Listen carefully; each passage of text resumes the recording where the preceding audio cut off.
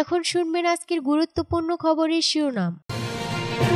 রমজানে গাজায় সাময়িক যুদ্ধবিরতি নিয়ে যুক্তরাষ্ট্রের প্রস্তাবে রাজি ইসরায়েল। ইউক্রেনকে 226 কোটি পাউন্ড সহায়তা যুক্তরাজ্যের। জিম্মিদের নিয়ে নতুন ভিডিও প্রকাশ হামাসের। ইউক্রেনকে আর কোনো সামরিক আর্থিক সহায়তা দেবে না স্লোভাকিয়ার প্রধানমন্ত্রী রবার্ট ফিকো। গাজায় ধ্বংসস্তূপ থেকে আরও 23 লাশ উদ্ধার। আমরা ইউক্রেনের সঙ্গে আছি, লন্ডনে বৈঠকে জেলেনস্কিকে বললেন স্টারমার। নৌঘাঁটি দখলে নিতে জান্তা বাহিনীর সঙ্গে আরাকান আর্মির তীব্র লড়াই। রমজানে গাজায় সাময়িক যুদ্ধবিরতি নিয়ে যুক্তরাষ্ট্রের প্রস্তাবে রাজি ইসরায়েল। পবিত্র রমজান মাস ও ইহুদিদের বসন্তকালীন উৎসবের সময় ফিলিস্তিনের গাজায় সাময়িক যুদ্ধবিরতি কার্যকরে যুক্তরাষ্ট্রের প্রস্তাবে রাজি হয়েছে দখলদার ইসরায়েল। ইসরায়েলের প্রধানমন্ত্রীর কার্যালয় থেকে তথ্য জানানো হয়েছে। মার্কিন প্রেসিডেন্ট ডোনাল্ড ট্রাম্পের মধ্যপ্রাচ্য বিষয়ক দূত স্টিভ উইটকফ সাময়িক যুদ্ধবিরতির এ প্রস্তাব দেন। গাজা সহ পুরো মধ্যপ্রাচ্যে শনিবার থেকে পবিত্র রমজান মাস শুরু হয়েছে। আর এবছর ইহুদিদের বসন্তকালীন উৎসব শুরু হবে 12 এপ্রিল, চলবে 20 এপ্রিল পর্যন্ত। এর আগে গত 19 জানুয়ারি ফিলিস্তিনের গাজায় প্রথম ধাপে 42 দিনের যুদ্ধবিরতি শুরু হয়। এই সময়ের মধ্যে 25 জন জীবিত ইসরায়েলি জিম্মিকে মুক্তি দেয় হামাস। পাশাপাশি 8 জন ইসরায়েলি জিম্মির মরদেহ হস্তান্তর করে সংগঠনটি। এর বিনিময়ে প্রায় 2000 ফিলিস্তিনিকে মুক্তি দেয় ইসরায়েল। প্রথম ধাপের যুদ্ধবিরতির মেয়াদ শেষ হয়েছে শনিবার। এর পরপরই ইসরায়েলের প্রধানমন্ত্রীর দফতরের পক্ষ থেকে সাময়িক যুদ্ধবিরতির কার্যকরে মার্কিন প্রস্তাবে সায় থাকার কথা জানানো হলো। তবে জানা গেছে ইসরায়েলি দ্বিতীয় ধাপের যুদ্ধবিরতি নিয়ে আগ্রহী নয়।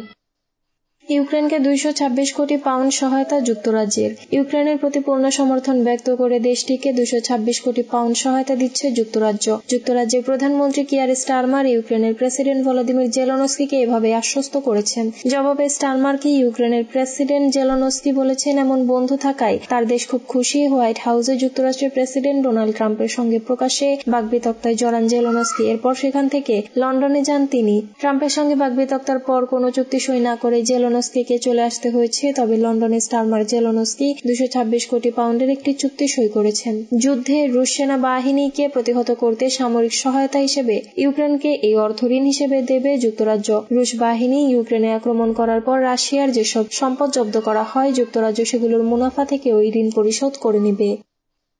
জিম্মিদের নিয়ে নতুন ভিডিও প্রকাশ হামাসের। গাজায় আটক ইসরায়েলি জিম্মিদের নিয়ে নতুন একটি ভিডিও প্রকাশ করেছে ফিলিস্তিনের স্বাধীনতাকামী সংগঠন হামাসের সামরিক শাখা আল কাসাম ব্রিগেড। শনিবার ভিডিওটি প্রকাশ করা হয়। এমন সময়ে গোষ্ঠীটি জিম্মিদের নতুন ভিডিও সামনে আনলো যখন সামরিক যুদ্ধবিরতির প্রথম পর্ব শেষ হতে যাচ্ছে এবং পরবর্তী পদক্ষেপ নিয়ে অনিশ্চয়তা দেখা দিয়েছে।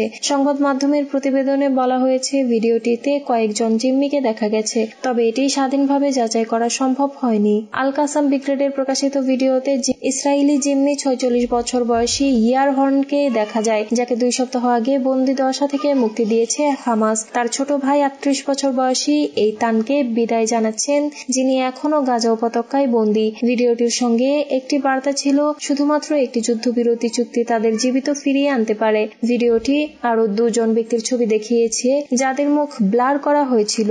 এই ভিডিওটি, যা হামাসের পক্ষ থেকে প্রকাশিত হয়েছে, ফিলিস্তিনের বন্দীদের মুক্তির বিষয়ে ইসরায়েলি সরকারের প্রতি চাপ বাড়ানোর উদ্দেশ্যে এক নতুন পদক্ষেপ হিসেবে দেখা হচ্ছে। এটি প্রকাশের পর ইসরায়েলি জিম্মিদের পরিবারগুলোর পক্ষ থেকে কোনো প্রতিক্রিয়া পাওয়া যায়নি। তবে এর আগেও হামাসের প্রকাশিত ভিডিওগুলো ব্যাপক প্রতিক্রিয়া সৃষ্টি করেছে।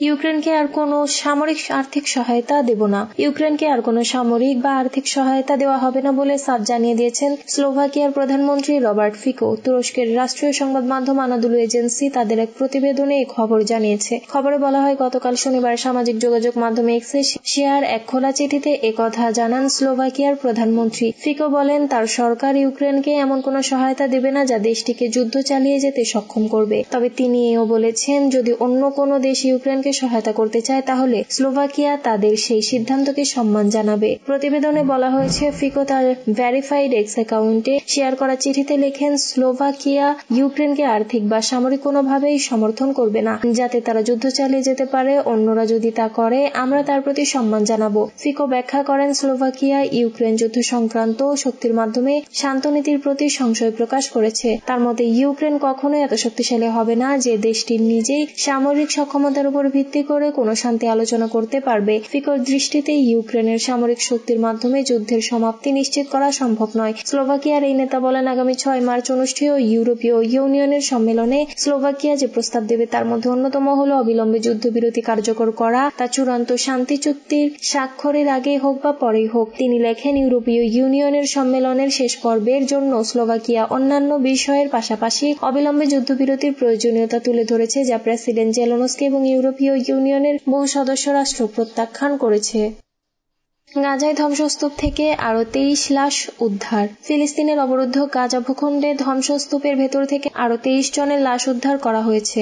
গাজার স্বাস্থ্য মন্ত্রণালয়ের বরাতে তুরস্কের বার্তা সংস্থা আনাদুলু এজেন্সি তাদের এক প্রতিবেদনে এই খবর জানিয়েছে। বার্তা সংস্থাটি বলছে, ফিলিস্তিনি স্বাস্থ্যকর্মী ও উদ্ধারকর্মীরা গাজার ধ্বংসস্তূপের নিচে থেকে আরো 23 জনের লাশ উদ্ধার করেছেন।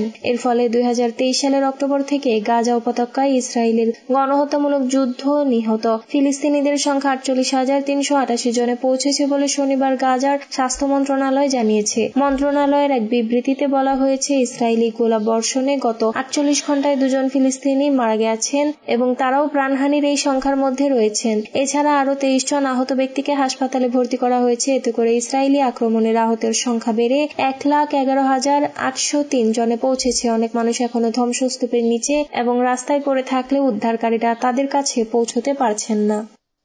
আমরা ইউক্রেনের সঙ্গে আছি, লন্ডনের বৈঠকে জেলেনস্কিকে বলেন স্টারমার। ইউক্রেনের প্রেসিডেন্ট ভলোদিমির জেলেনস্কি ও যুক্তরাজ্যের প্রধানমন্ত্রী কিয়ার স্টারমার লন্ডনে ব্রিটিশ প্রধানমন্ত্রীর সরকারি দপ্তর 10 নম্বর ডাউনিং স্ট্রিটে দ্বিপক্ষীয় বৈঠক করেছেন। বৈঠকে স্টারমার ইউক্রেনের প্রেসিডেন্টকে বলেন, আমরা ইউক্রেনের সঙ্গে আছি। ইউক্রেন পরিস্থিতি নিয়ে দেশটির ইউরোপীয় মিত্রদের সম্মেলনের আগে এই দুই নেতা বৈঠক করলেন। ওয়াশিংটনে শুক্রবার হোয়াইট হাউসে মার্কিন প্রেসিডেন্ট ডোনাল্ড ট্রাম্প এবং ভাইস প্রেসিডেন্ট জেডি ভ্যান্সের সঙ্গে বৈঠকে উত্তপ্ত বাক্য বিনিময়ের পর যুক্তরাজ্য সফরে গেছেন জেলেনস্কি। 10 নম্বর ডাউনিং স্ট্রিটে পৌঁছলে জেলেনস্কিকে উষ্ণ অভ্যর্থনা জানান স্টারমার। পরে দুই নেতা দ্বিপক্ষীয় বৈঠক করেন। এ সময় স্টারমার বলেন, যতদিন প্রয়োজন আমরা ইউক্রেনের পাশে থাকব। স্টারমার ইউক্রেনের স্থায়ী শান্তি অর্জনের জন্য অটল সংকল্পের কথাও পুনর্ব্যক্ত করেন। বিবিসি বলছে, ইউক্রেনের প্রতিরক্ষা ব্যবস্থার উন্নয়নে দেশটিকে 2.26 বিলিয়ন পাউন্ড ঋণ দেওয়ার ব্যাপারে সম্মত হয়েছে যুক্তরাজ্য। নৌঘাঁটি দখলে নিতে জান্তা বাহিনীর সঙ্গে আরাকান আর্মির তীব্র লড়াই।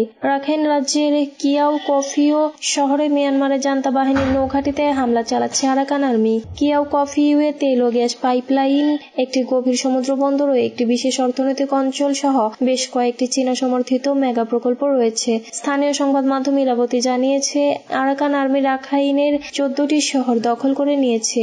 কেবল কিয়াও কফিও রাজ্যের রাজধানী সিত্তে এবং মানাউং তার নিয়ন্ত্রণে রয়েছে। স্থানীয় বাসিন্দারা জানিয়েছেন, 1 বছরেরও বেশি সময় পর সম্প্রতি দানিয়াওয়াদি